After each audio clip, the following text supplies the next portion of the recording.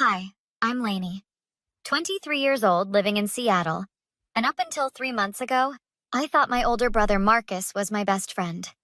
Turns out, I was spectacularly wrong about that. Lainey, honey, can you come downstairs? Mom called from the kitchen one Saturday morning. We need to talk as a family. I found Mom, Dad, and Marcus already seated around the table. Marcus had his arms crossed, jaw tight. Something was off. What's going on? I asked, sliding into my usual chair. Dad cleared his throat. We've been discussing the financial situation. Your surgery is scheduled for next month. And apparently that's more important than my trip to Europe. Marcus cut in, his voice dripping with bitterness. Marcus, that's not fair, Mom said softly. Not fair. I've been planning this trip for 2 years. I saved up, got time off work, and now you're saying you can't help with the last $1,000 because of her surgery? It's not just her surgery. Dad's voice hardened. Your sister has a herniated disc. She's been in constant pain for 6 months. This isn't elective. I felt my stomach drop. I didn't know about your trip needing... Of course you didn't, Marcus snapped. Because everything revolves around you. Poor Lainey with her back pain. Meanwhile, I've been working 60-hour weeks, and the one thing I ask for... We're not asking you to cancel the trip, Mom interrupted. We're just saying we can't contribute right now. The surgery costs more than we anticipated, and insurance only covers part of it. So I should drain my savings completely? Miss this opportunity? Marcus stood up abruptly. You know what? Forget it. I see where I rank in this family. Marcus, sit down, Dad ordered. You're being incredibly selfish. I'm selfish? That's rich. He laughed bitterly. I've been the responsible one my whole life. Worked through college, never asked for handouts. But Lainey needs something, and suddenly the checkbook opens. That's not true, and you know it, I said quietly. Mom and Dad helped you with your car down payment 2 years ago? Don't, Marcus pointed at me. Don't even start. This is different. How? I challenged. Because you want something versus me needing something? His face flushed. You always do this. Play the victim. Make everyone feel sorry for you. Marcus, that's enough. Mom's voice cracked. Your sister can barely get out of bed some days. She's not faking this. Whatever. Marcus grabbed his keys. I'm done with this conversation. The door slammed. I sat there, stunned. He'll cool off, Dad said, but he didn't sound convinced. 2 weeks passed. Marcus avoided family dinners, barely responded to texts. Then came the day that changed everything. I was walking home from physical therapy, trying to manage the pain radiating down my leg. My phone buzzed, a text from my best friend Riley. Can't wait for game night tomorrow. How's the back? I was typing a response when I heard footsteps behind me, fast and purposeful. Lainey. I turned. Marcus stood there, eyes wild, face red. Marcus? What are you... I canceled it, he said, voice shaking. The whole trip. Lost the deposits, everything, because of you. I never asked you to. You didn't have to. Mom and Dad made it clear. Family emergency, Lainey's surgery, always Lainey. That's not my fault, I said, keeping my voice calm despite my racing heart. I'm sorry you canceled, but I didn't force that choice. You know what your surgery cost me? $8,000 in deposits and lost opportunities. $8,000 because you can't handle a little back pain. A little back pain? I couldn't help the anger creeping in. I have a herniated disc pressing on my sciatic nerve. The neurologist said, I don't care what some doctor said. Marcus stepped closer. You're always sick, always hurt, always needing something. And I'm done. Done being second to you. We were at the crosswalk now. The light changed, and people started crossing. Marcus, I think you should go home and calm down. We can talk later. No! He grabbed my arm. We're talking now. You're going to tell Mom and Dad you can postpone the surgery. Tell them it's not urgent. I can't do that. It is urgent. I could have permanent nerve damage. I don't care. Then everything happened in slow motion and too fast simultaneously. Marcus's hands on my shoulders. A hard shove. My body pitching forward into the crosswalk. Car horn blaring. Brakes squealing, someone screaming. The impact sent me flying. Asphalt ripping through my palms, my hip, my shoulder. Pain exploding everywhere. Voices shouting, running footsteps. Oh my God, someone call 911! That guy pushed her. I saw him push her. Miss? Miss, can you hear me? I tried to speak, but couldn't catch my breath. Faces swam above me, and somewhere in the chaos, I heard Marcus's voice. Distant and panicked. No, no, no, Lainey? Lainey? Then darkness. I woke up to the sterile smell of hospital and my mother's tear-stained face. Mom? Oh, thank God. She squeezed my hand. You're awake. The doctor said you have a concussion, fractured wrist, road rash, and bruised ribs. But you're going to be okay. What happened? My head pounded. Dad appeared on my other side. You don't remember? Slowly it came back. The crosswalk, Marcus, the shove.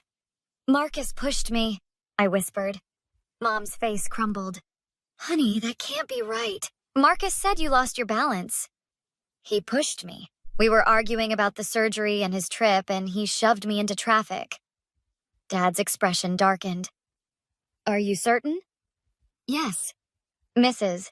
And Mr. Chen? A police officer stepped into the room.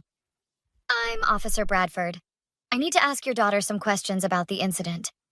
Of course, Dad said. Officer Bradford pulled out a notepad. Miss Chen, can you walk me through what happened before you entered the crosswalk? I recounted everything. The argument, Marcus's anger, the shove. We have multiple witnesses who corroborate your account, Officer Bradford said. 3 people saw your brother push you. 1 caught part of it on video. We've already brought him in for questioning. Mom gasped. No, there must be some mistake. Mom, there's no mistake, I said firmly. He told me I always cost him things, that he was done being second to me. Then he pushed me into traffic. But he's your brother, Mom whispered. He loves you. Does he? The words came out harder than I intended. Because someone who loves me wouldn't almost kill me over money. Dad stood abruptly. Where is he now? At the station, Officer Bradford replied. Given the severity of the assault and potential for greater harm, we're holding him. Miss Chen, when you're feeling up to it, we'll need a full statement. I'll do it now, I said. The next day, Riley visited, bringing flowers and fury.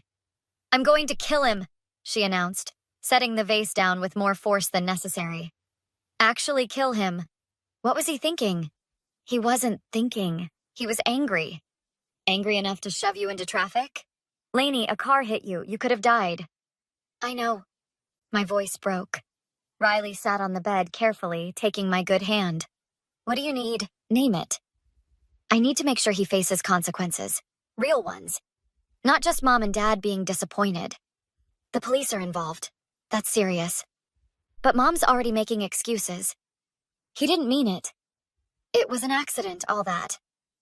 I shook my head. I need witnesses. I need that video. I need to make sure he doesn't manipulate his way out of this. The guy who filmed it? His name's David Torres. He already gave his statement, but I can get his contact info if you want to thank him. There were 2 other witnesses, too. Sarah Kim and an older man named Robert Jensen. They all said the same thing.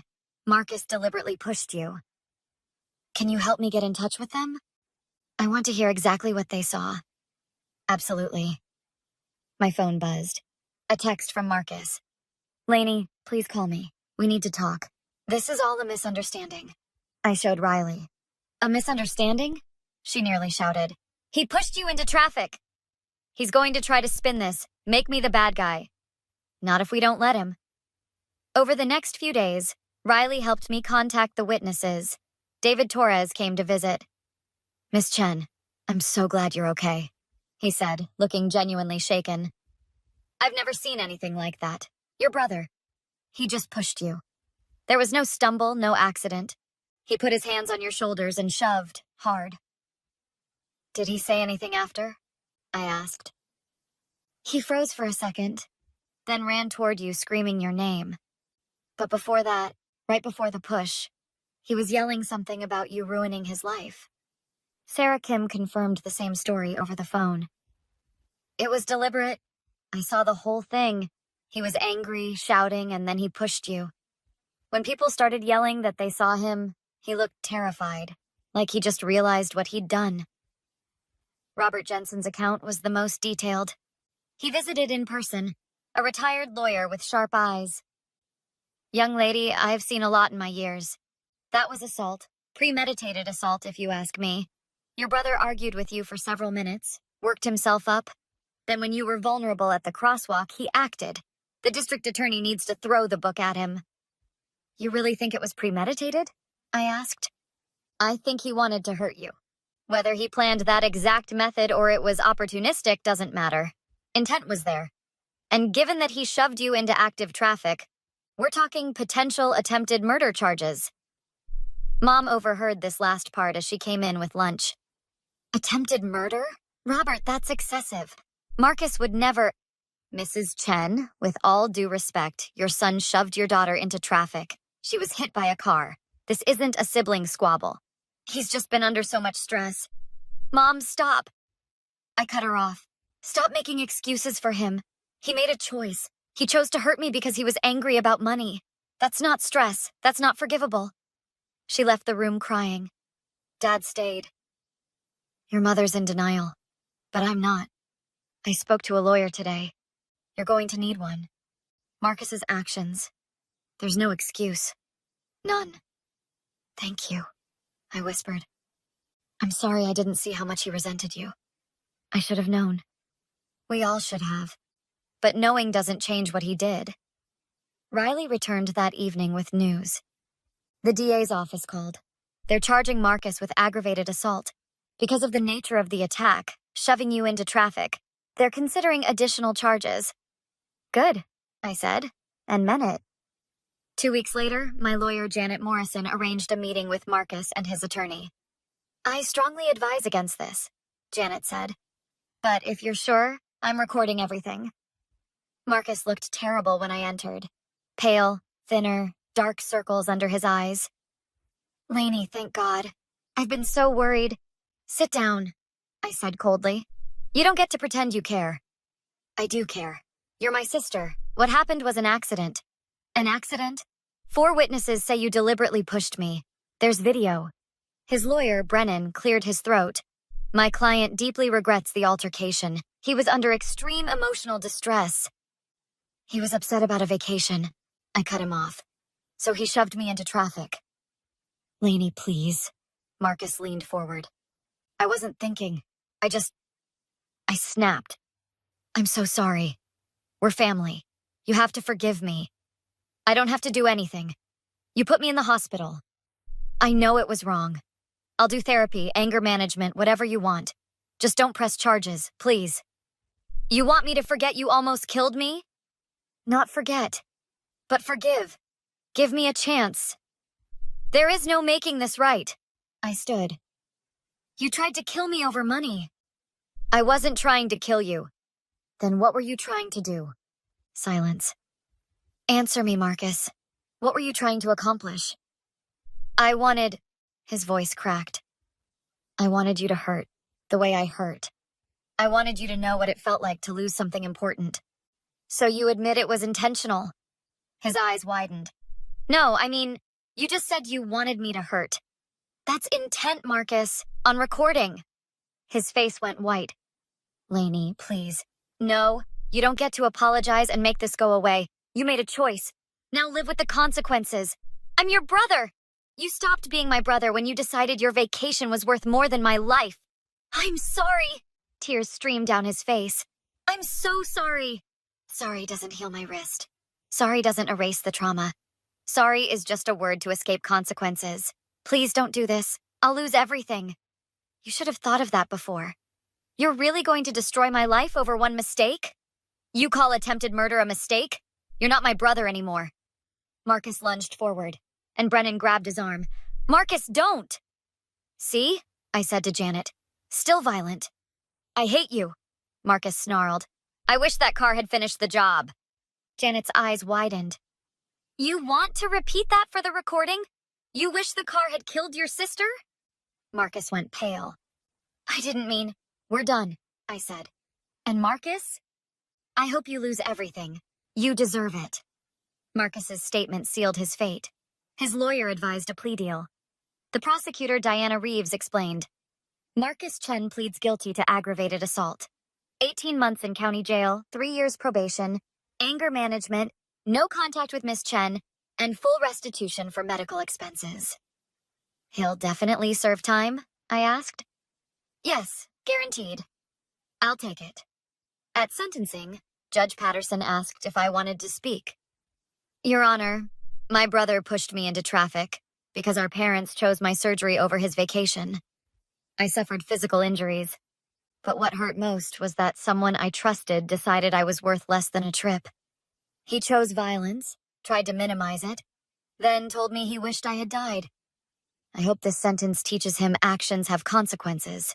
Marcus addressed the court. Your Honor, I made a terrible mistake. I let anger control me. I can't take it back. Lainey, I'm sorry. I know it's not enough. I don't deserve forgiveness. Marcus Chen, you are sentenced to 18 months in county jail, 3 years probation, mandatory counseling, and $47,000 restitution. No contact with the victim. Do you understand? Yes, Your Honor. Deputies led him away. Our eyes met briefly. I felt nothing. Outside, Riley hugged me.